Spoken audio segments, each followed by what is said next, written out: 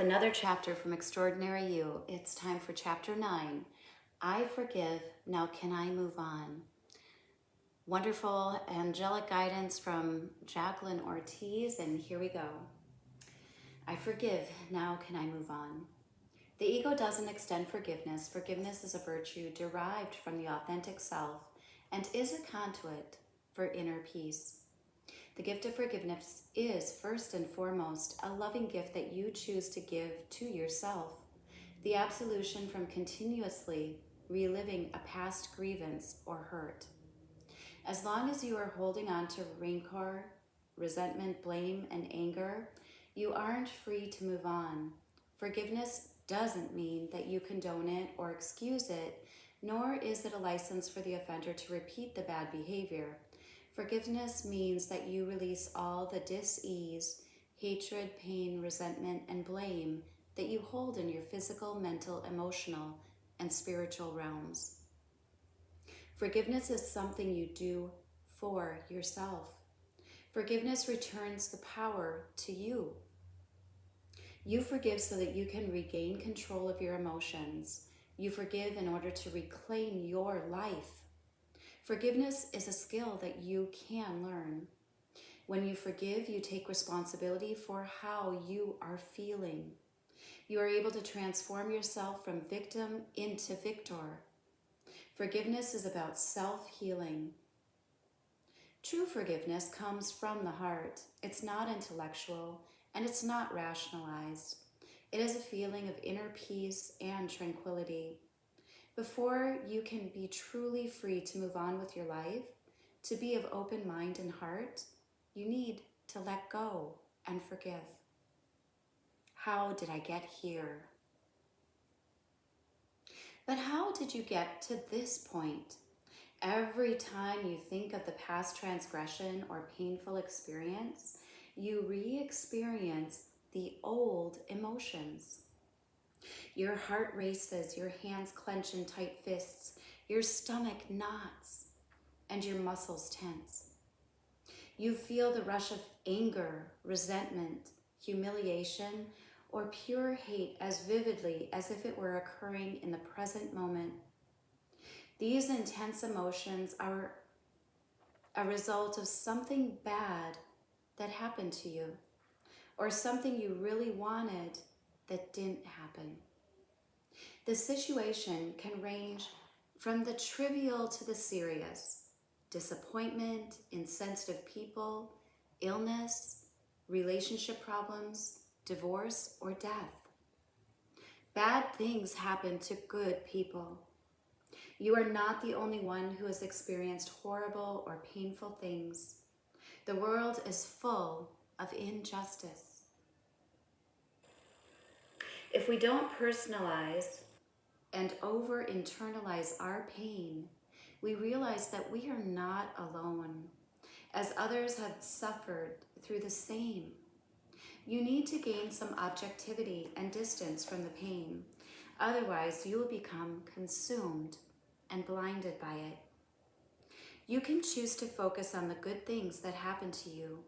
Invest your time and energy on being grateful for the good things that have happened to you, rather than wasting your energy on the pain and suffering someone has caused you, or that you caused yourself. Focus your energy on the wonderful and loving people in your life. They deserve to have your full love and attention, not the residue of bitterness, resentment, and anger. Don't create a vicious circle by repeating the behaviors and actions of those who hurt you. For example, if in childhood you experienced emotional or physical abandonment, as an adult you could be unconsciously acting out similar behaviors by being cold and emotionally reserved, or spiritually, emotionally, or physically abusive to your children or loved ones. Be aware that what you experienced in the past is part of the universe's grand lesson for you. Learn from your lessons. Don't create new lessons for yourself and others. If suffering is where you over-personalize a transgression, then denial is when you over-personalize a situation. When you deny or trivialize a wrong done to you, it is because you don't value yourself enough. You shouldn't dismiss, suppress, or deny what you are feeling. Instead, you should acknowledge that a wrong was committed against you and that you have a valid reason for your feelings.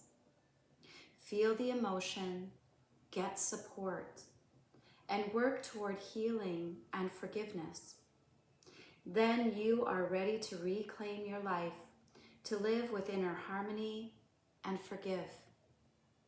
Forgiveness is the key to a peaceful, harmonious, and joyful life.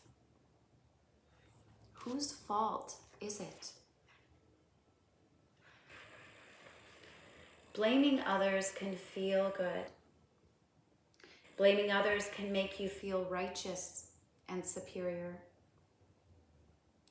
But it won't bring you peace or personal growth. Often blaming others is warranted, but nonetheless, it doesn't help us. Because when we lay the blame solely on something or someone outside of ourselves, we tend to look for answers and solutions outside of ourselves as well. When we go around blaming others, we get stuck in the past. The ego demands restitution from the guilty party or an apology or suffering. This is futile because we can't control other people.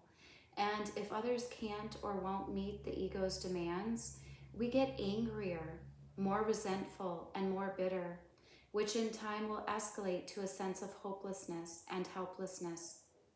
While someone else may be to blame for what happened in the past, only you can take responsibility for how you feel today and for your healing. You can't count on the offenders to apologize or make amends. You can only count on yourself because you have a vested interest in your soul's healing. It has often been said that you can choose your significant other, but you can't choose family. Well, I grew up in a very loving, caring, compassionate, and politically correct family, which I adore. So I wasn't prepared for a couple of family members of my former husband, George. They freely spoke their minds at every opportunity. In particular, there's a family member who was a thorn in my side from the very first moment we met. This person was in a habit of being loud and verbally abusing, engaging in repetitive digs, sarcasm, and more. I dreaded family occasions. I experienced a change in my physiological state. To tell you that I felt a lump in my throat, tightness in my chest, and fist in my stomach is an understatement. Just being in the same room with this person, my feelings got so intense that for days leading up to the family get-togethers, I would feel anxious anticipation. The day of the gathering, I medicated myself with aspirin, and for days afterward, my emotions ranged from rage at myself for not speaking up and giving this person a piece of my mind to rage over the outright verbal assaults and numerous thinly disguised digs. Because family is a pivotal part of my life, I didn't want to cause a bigger rift by telling George the extent of my anxiety. Instead, I encouraged him to improve his relationships with this person. But after numerous run-ins on a variety of issues, George chose to sever his ties. I'm ashamed to admit this, but I actually hated and resented this person. So when George said that he was done trying to mend this particular relationship, I decided that the person was dead to me. I thought that would be the end of it, but it wasn't. The anger and resentment was attached to my vibrational field, and so were the intense emotions that I associated with this person. For years afterward, just the mention of this person's name instantly transported me to a movie of the past, and I experienced an automatic negative physiological state change. It would only make me angrier at myself for allowing this insignificant person to have such a significant impact on my life. I decided to apply a particular tool that was very effective in forgiving this person. It was a movie. You see, when I thought of this person, I had a negative movie vividly imprinted in my mind of this person's trespasses against me. So I decided to counterattack with the same weapon. Only this time, I would be the conscious director, directing my movie with an empowering ending. I relaxed and watched the old negative movie, and then I rewound it. But this time I distorted it considerably. I remade the movie into an old black and white movie without sound and dimmed the lights with a small out-of-focus camera angle. Then I played it yet again, but this time it was going backward really fast, so fast that it was like a cartoon. I repeated this process several times until I released the intense, negatively charged associations. Then I redirected a new movie. This time I called all the shots. I spared no expense. It was in full color and bright with close-up camera angles and lively music. As the director, I changed the scenes to suit me. I chose to see this person as a fundamentally good person in need of more resourceful ways to feel loved. I pictured myself joyfully sending this person love, blessings, and healing. In the end, easily and effortlessly, I was able to forgive this person and blissfully move on with my life. Now this person was a more empowering, ending. Now when I picture this person, I hold no regrets or grudges. Rather, I send this person my blessing. Now, after all my healing work, I recognize that this person behaved in that manner because of an underlying fear and need for healing. I actually have to thank this person, you see. The situation served as an opportunity and a catalyst for me to learn my life lesson of forgiveness. In forgiveness, I found healing and peace of mind. Now I actively seek opportunities to forgive. Become an instrument of forgiveness. Forgive yourself and anyone who has hurt you. The script. The scripts we create run our lives. When we blame others, we create scripts in our heads of what occurred. The danger intensifies when we continually narrate the script and embellish it to make us more sympathetic in the eyes of our listeners, essentially creating for ourselves the character of the helpless or innocent victim. Given enough time and repetition, we begin to accept this as an accurate depiction of our lives. When we repeatedly narrate our script to others, we intensify our energetic attachment to the When we repeatedly narrate our script to others, we intensify our energetic attachment to the transgression and to the person who wronged us. Instead of trying to lessen the pain and suffering, we keep it alive in our minds, our thoughts, our conversations, and our suffering. The most productive thing you can do to heal is to become aware of when you are about to narrate your poor me, helpless victim script, and stop the repetitive narration of your story. A new script, one in which you are the hero or heroine of your story, which brings us to extraordinary size 49. Create a new script. Create a new script with you as the hero or heroine of overcoming pain and hurt rather than being a powerless victim. Missy, Missy, Missy, Missy. Come here, girl. Come here. It's okay. Yeah, it's okay. She's just trying to go here.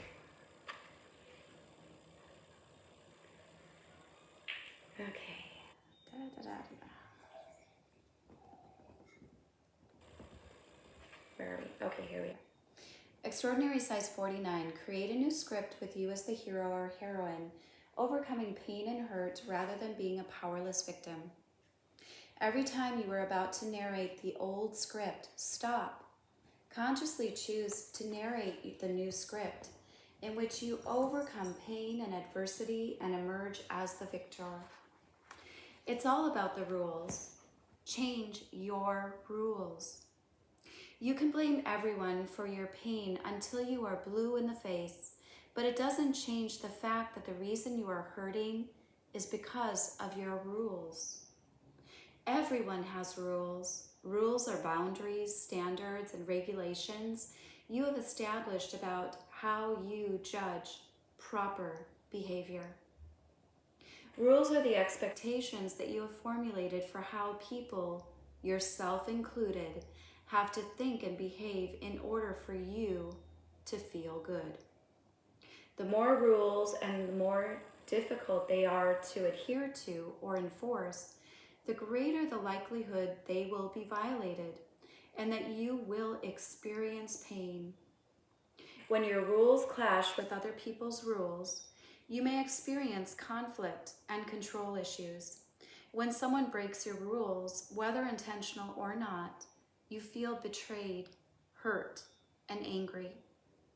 But you have to remember that these are your rules, rules that you created based on your experiences, your beliefs, and your values. You will be able to recognize when one or more of your rules have been violated by the way you feel and how you react. Your thinking becomes fuzzy, you become more rigid and angry, and you tend to put your foot down and become even more attached to your rules, determined to defend them at all costs. If you can't enforce your rules, eventually you will feel a sense of helplessness or hopelessness. If you are like most people, you probably keep tabs every time someone violates or breaks your rules. You try to insist that other people follow your rules.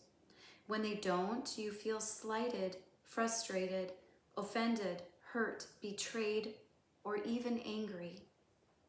You may resort to pressuring, demanding, attacking, coercing, threatening, or even manipulating in order to enforce your rules. How has this worked for you? Have you ever tried to make someone do something that you wanted? Did it work? Probably not. Or if it did, not for very long, before they reverted to their ways and broke the rules again. The more demand for people to conform to your rules, the more problems you create for yourself, and the more likely for conflict, hostility, resentment, revenge, and rebellion. Awareness. The first thing to do is to become aware of the rules you have created. Awareness is potential power. Now you must differentiate between the personal boundaries that are negotiable and those that are non-negotiable. Negotiable rules are those rules that you prefer to be met, but are not deal breakers. If they are violated, it won't be life-shattering or a personal affront to the fundamental essence of who you are and what you stand for. For example, you prefer others to be polite, but if someone doesn't have good table manners or doesn't say thank you, you decide not to take it personally. When you become upset, evaluate whether one of your negotiable rules was broken. If so, identify which one. Now you have a choice. You can choose to play traffic cop, get all bent out of shape, and crack the whip and try to enforce rules for people over which you have no control. Or you can stop right then and there and refuse to internalize and personalize the situation. Compromise between your rules and someone else's. Find a middle ground to improve the relationship and the situation. Most rules are negotiable, but those that don't fall into the non-negotiable category, these are serious deal breakers that you won't tolerate being violated. You must create a sense of rules and personal boundaries that are non-negotiable. A violation of any of these non-negotiable rules is a personal attack on your fundamental essence, your soul, and what you stand for. For instance, you won't tolerate someone being verbally or physically abusive or cheating on you. These are boundaries that are not okay to violate. This doesn't mean that you kick and scream, coerce, or manipulate to get what you want. However, it does mean that you assess the situation and formulate a plan to have your personal boundaries met. One way is to calmly and firmly communicate your non-negotiable rule. Express how you feel when this rule is violated and your need for it to be respected. Then, if your rule still isn't being met, you may have to resort to walking away from the relationship and the situation. The powerful thing about being intimately acquainted with your rules is awareness. Awareness opens up choices for you. When you assert the power of choice in your life, you regain your strength and self-confidence. You have the power to control how you react. You can choose to get angry and hold a grudge or not. That's powerful. For example, you may have a rule that your significant other has to be faithful. This is a perfectly reasonable rule, but your significant other violates this rule. Yes, it's painful, but you must choose to take responsibility for how you react. When a non-negotiable rule is violated, you must evaluate the situation and take action. Not taking action or addressing the situation will be seen as acceptance, tolerance, submission, or resignation, none of which are acceptable. It doesn't mean that you should poison your heart with rancor and hate. Fill your every waking moment with thoughts of mutiny, hold a grudge, plot a painful revenge, spread vicious gossip, or formulate murder for hire plots. It doesn't mean that you address and resolve the situation so that your rule will not be violated again. You can choose to retain your power by forgiving. Remember, when you forgive, it's essentially a selfish act. You forgive in order to absolve yourself of pain. You do it for yourself. Forgiveness is for your peace of mind. In this instance, for some, forgiveness may mean that you forgive, but you never forget. For others, forgiveness may mean that you forgive, but get help from a marriage counselor. For others, it may mean that you forgive, but you don't reconcile, you get a divorce. You really must be a willing participant and take personal responsibility for how you choose to feel and react. But you must be willing to forgive in order to heal and move on with your life. Awareness is what opens up the door to healing and forgiveness. Extraordinary size 50. Make a list of your rules. Divide them into non-negotiable and negotiable rules. Meticulously remove and revamp the negotiable rules that aren't working for you. Remember, the fewer rules you have, the less you have to play the role of traffic cop and scorekeeper, which frees you up to experience more joy and peace in your life. Healing. Forgiveness is a process. It takes time and diligent work to heal yourself with it. You must clearly identify how and what you feel. It helps to keep a journal and write down the specific occurrence along with your feelings about it. You can't heal what you haven't claimed. You must claim the pain before you can release it. Accurately write down in detail what occurred without exaggerating or minimizing how you felt and still feel. You need to acknowledge the pain, feel it, and identify it before you can move on. If compelled, now is the time to share your script with a few close friends or family members that you trust. It is all right to tell your story. After all, it is your story. Make sure that it is an accurate rendition of the facts, not an exaggeration or told with the intention of getting pity. Sharing your script helps get your feelings out into words, helps you feel less isolated, and helps you get the guidance and support that you need.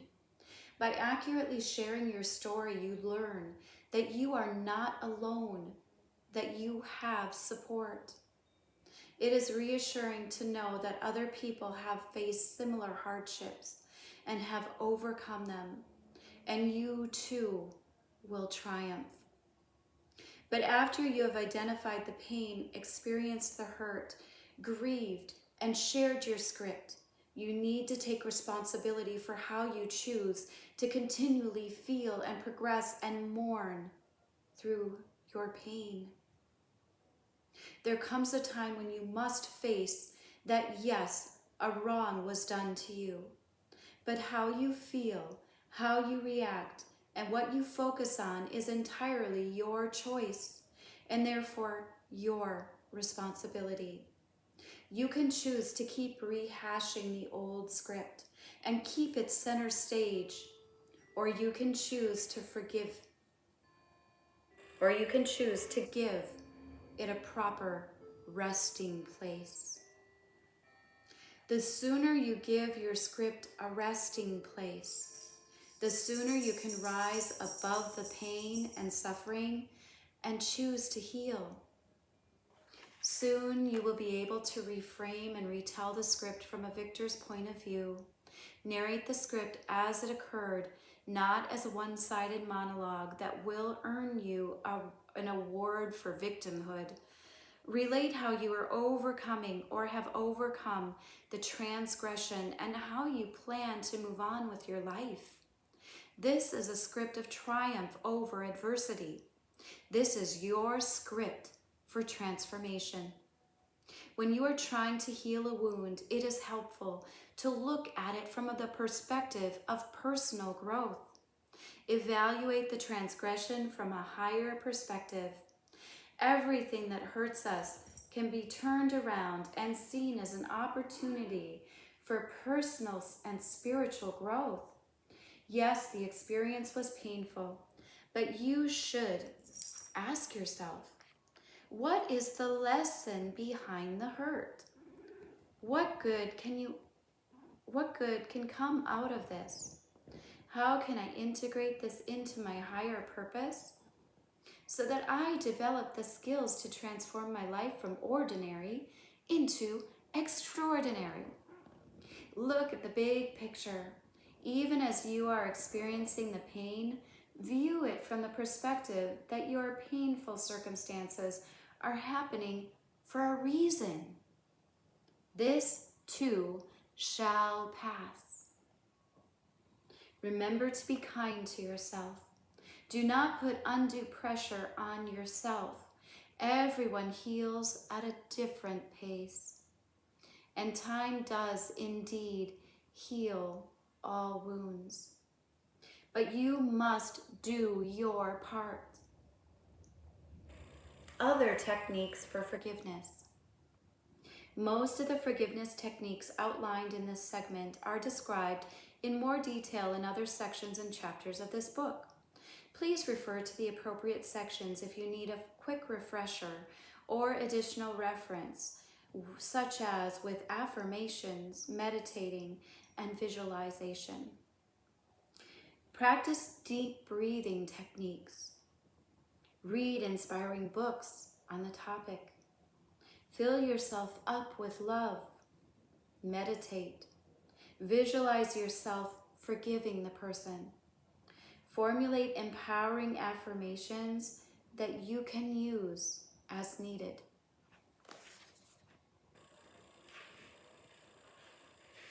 Inquire about forgiveness stories in your circle of friends and family and learn from their examples.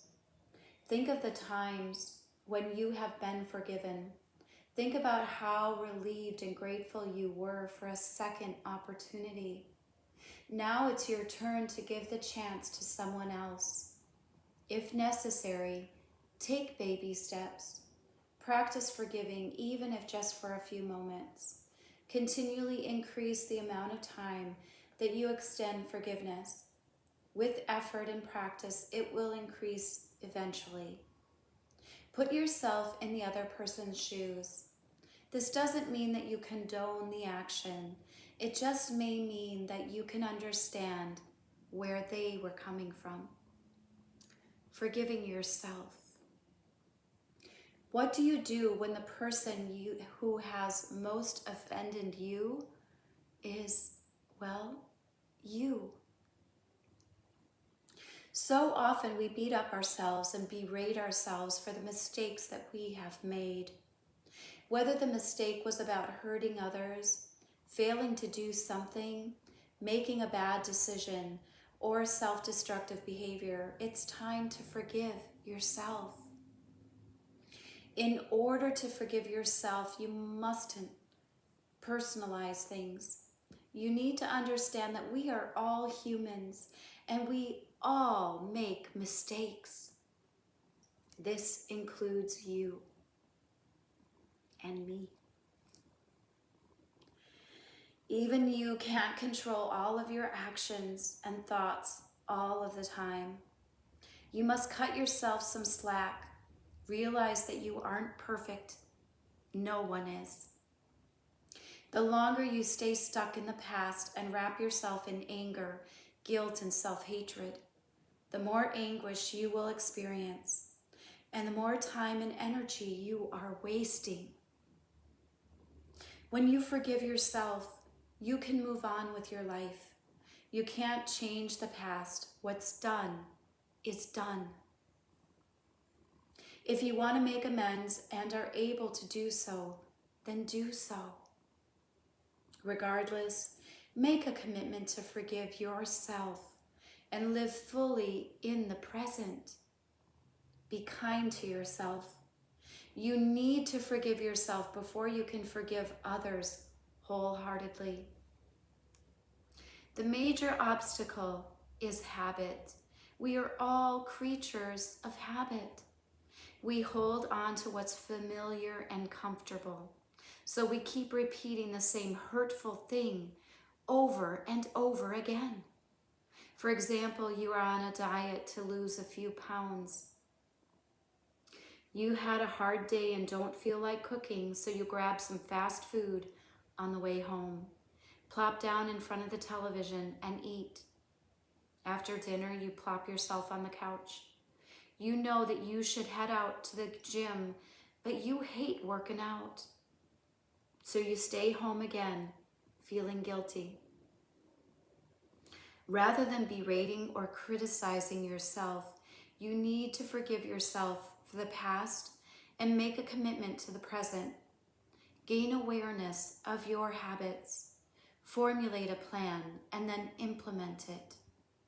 But be kind to yourself. Set yourself up to succeed. In addition to some of the techniques previously mentioned, you can plan meals ahead for the week. You can work out with a buddy and motivate each other. If you hate the gym, don't force yourself to go. Instead, go and play tennis or racquetball or something that you enjoy. You can forgive yourself, and you must.